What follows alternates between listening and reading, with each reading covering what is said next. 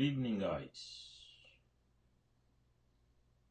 I'm here today. I want to talk about cryptocurrencies and exactly what they are. If you have just joined me and you can see or you can hear me, just put a comment there, just so I know you're there. I'm using a software today called let me just check again, Ecamm Live. So I'm using this Ecamm Live software on my computer, and it allows me to at least be able to show you some of the things that I always talk about.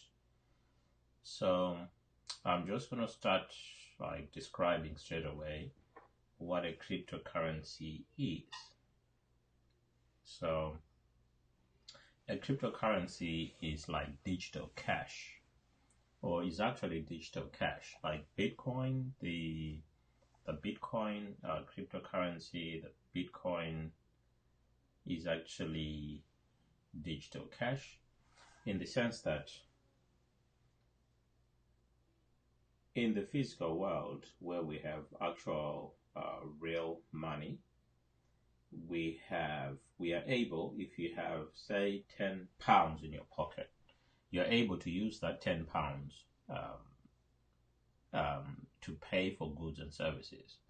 And if you have £10 and you pay for something that costs you £6, you're left with £4 in your pocket.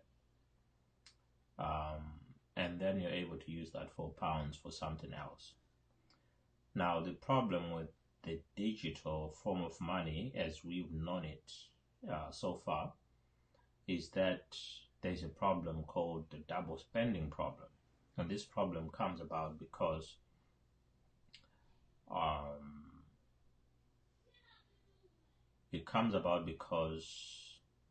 if you spend, say, £6 from your bank card, you pay for something, maybe at a fuel station or in a shop, depending on how quickly the bank can process that payment, you could still be left with £10 in your account, and you could then buy something else, or you could do so many transactions that at the end of the day, you cannot remember how much. You can't keep track of how much you have in your account, in which case you end up spending the same money twice, because money has become like an email. If I send you an email, and on that email there's an attachment, I'll still have a copy of that attachment on my computer. So I will attach, you will get the document, the PDF file, but I'll still have a copy of that file on my computer. So imagine if that was money and I was sending you money as a file, it means I'll still be left with the same amount of money where I am. So what Bitcoin has managed to do is to ensure that digital currency, the cryptocurrency, is able to mimic what real cash can do. So like in the example that I gave earlier, I said that if you had £10 and you use £6 and you're left with £4, you are left with exactly £4. Whereas in your bank account, it could still reflect £10, and you could still use the money twice. And then at some point you could go into negative balance because you've used a lot of money which you thought you had in your account, but which you actually do not have. Okay, so it mimics digital cash. I mean, it mimics physical cash. That's why we call it the digital cash. Then let me just check if there's anyone yet. Let's just have a look.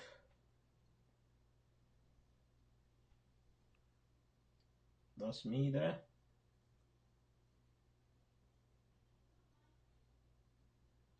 Right. Okay. Is that on mute? Let me just mute that so that at least I've got a clue of what's happening. Okay, so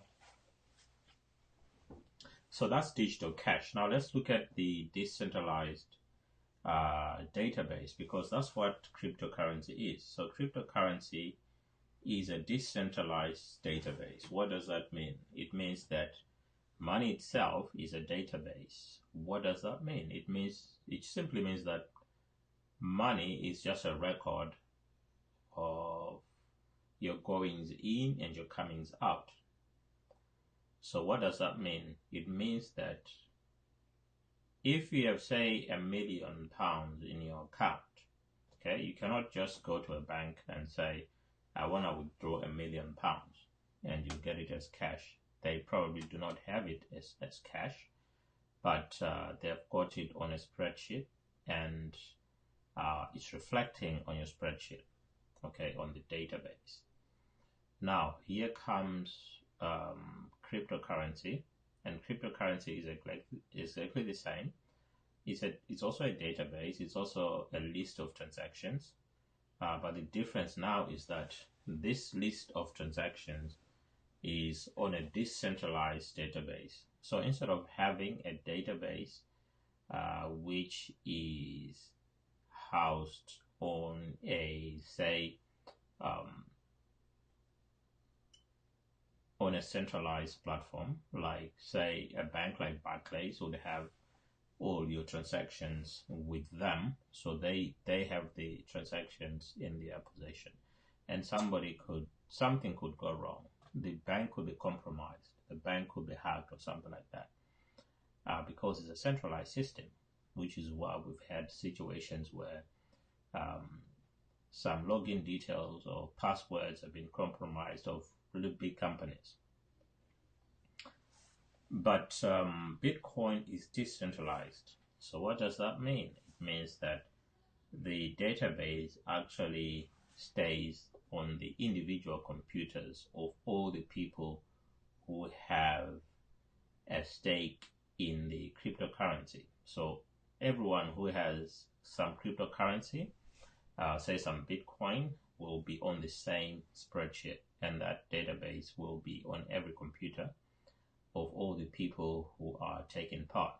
Okay, so if something happens, if I buy a cup of coffee using my cryptocurrency, and that reflects on the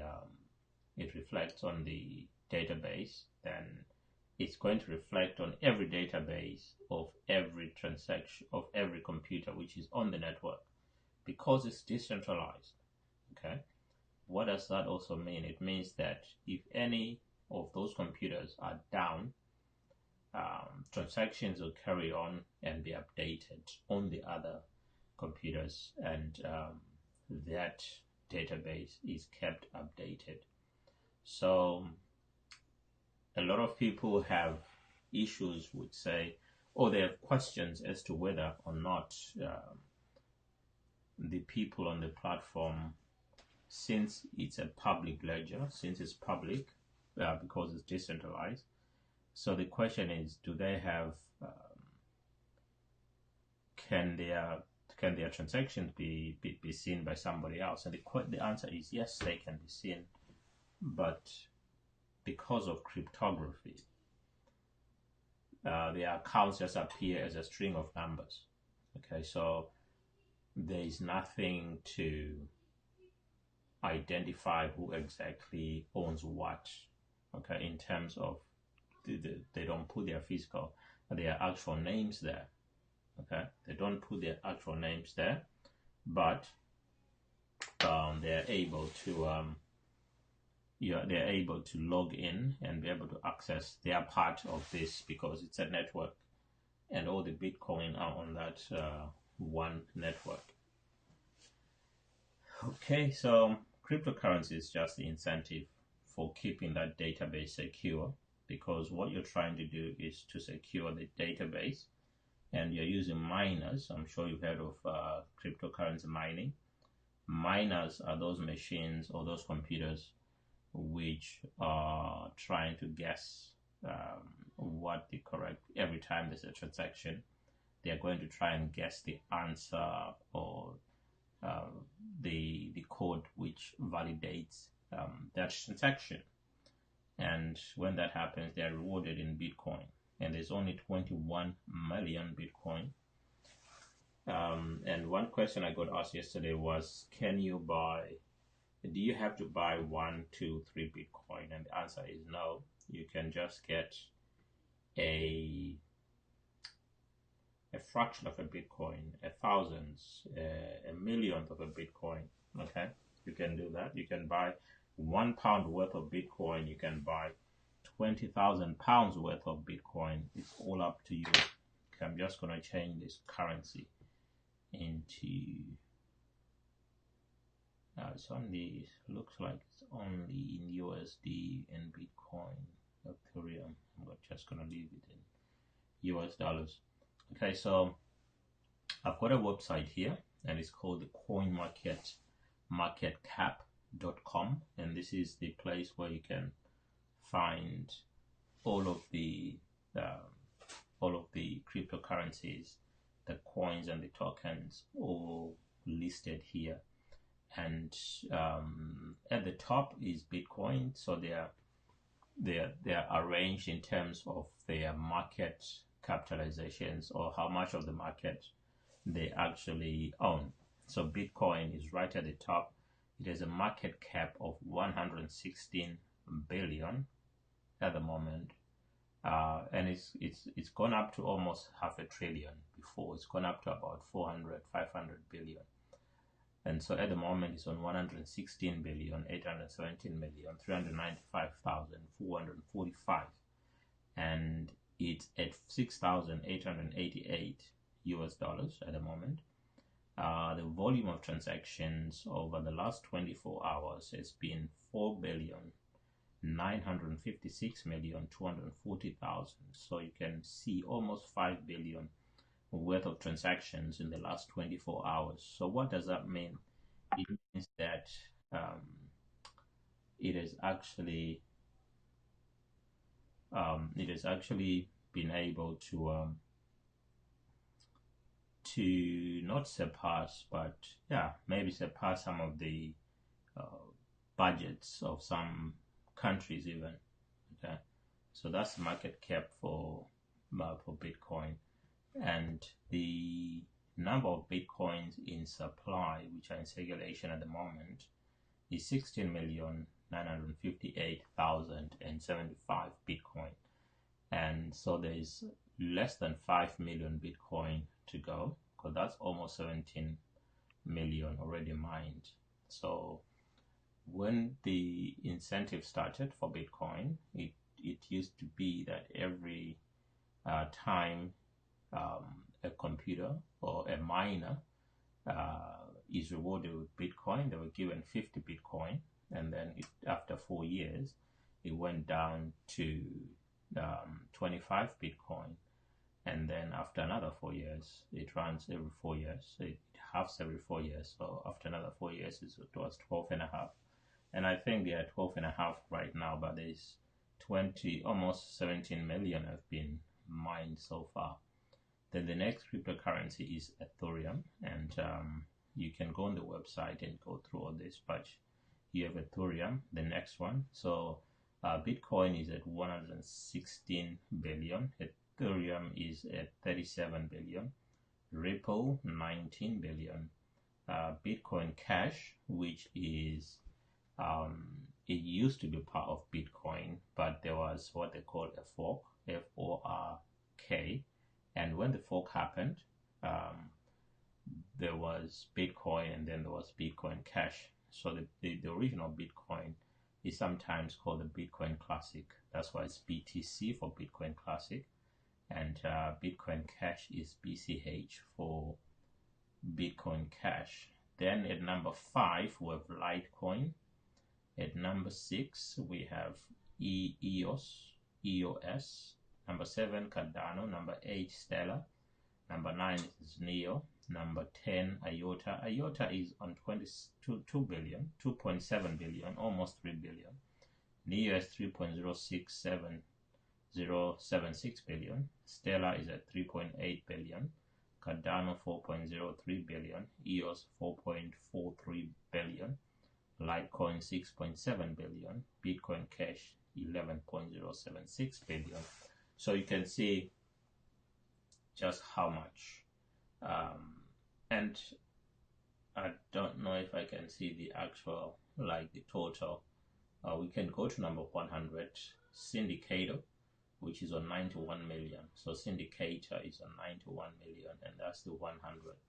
If I'm to view all of them on this page, you will see that we have up to, I'll just go right down to the end. And if I go right down to the end, we have up to 288 here. Okay, 288. Still going. I think we've got up to 500. We've passed 500. We're now on 600. 700 coins. 800 coins. 900 coins. 1,000. 1,100, 1,200, 1,370, 1,400, 1,005, 1,597 Monero Gold, and some of these are not even, they don't even have a market cap yet. Some of them might still be in the development phase, but I think they're trying to come up with something. So the last one with some kind of gone all the way back, right? So this might get your eyes running now, but if there are any questions, guys, I would like to be able to answer them, but this is just wanted to introduce you to this page, this website with all the information that you need, so that you're not being told by somebody else, but you can actually find this information for yourself on the internet. And it's Bitcoin, Ethereum, Ripple, Bitcoin Cash, Litecoin, EOS, Cardano, Stellar, and Neo. Those are in the top 10. So if you're looking to invest, you can take a peek. There's so many of them. And people will say, why are there so many of them? What's going to happen then? Because there's just too many of them. And the thing is, there are a lot of currencies, and a lot of fiat currencies which are based on they are based on what country you're from. So we have currencies which depend on the nationality of the person or the population. But here we have a decentralized form of money where every person becomes a bank, and they are also able to they are able to, anyone can come up with their own currency.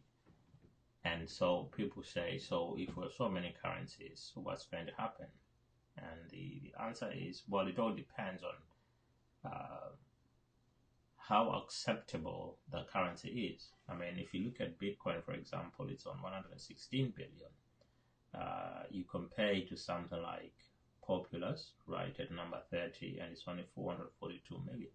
So it just indicates, it just shows you just how much interest it's getting. So, I mean, the most useful ones will always be prominent. So there is nothing, we can't really say which currency is going to make it. It all depends on the use case. It all depends on what the people want, because Bitcoin is actually a solution, right? So if it's a solution, it depends on how well the particular cryptocurrency is solving people's problems. And one of the problems I've already mentioned is that of double spending. Because this is, I think it's important to mention this, it's a peer-to-peer system, peer-to-peer payment system, which means if we are both on the Bitcoin network, we both have Bitcoin, If there's 10 of us with Bitcoin, it means any one person can send to any other person directly without going through a bank. Because guess what happens when money goes through a bank? The bank collects its pound of flesh. The bank will charge you something for that transaction. Okay, did you know that banks will also charge you for a cash deposit? Just to deposit money into your bank, you can get charged for that. So a lot of young people find it very strange that banks are doing that at a time when the first bank account they have will probably be a cryptocurrency account, and it will not have all of those silly bank charges, and also it will probably not have a situation where if you send somebody money, if you deposit money, it might take 2 weeks to clear. Okay. In Bitcoin, it's instant, it's peer-to-peer, which means you're not going through a bank. The friction is removed. Okay, guys, I think I've come to the end of this particular talk.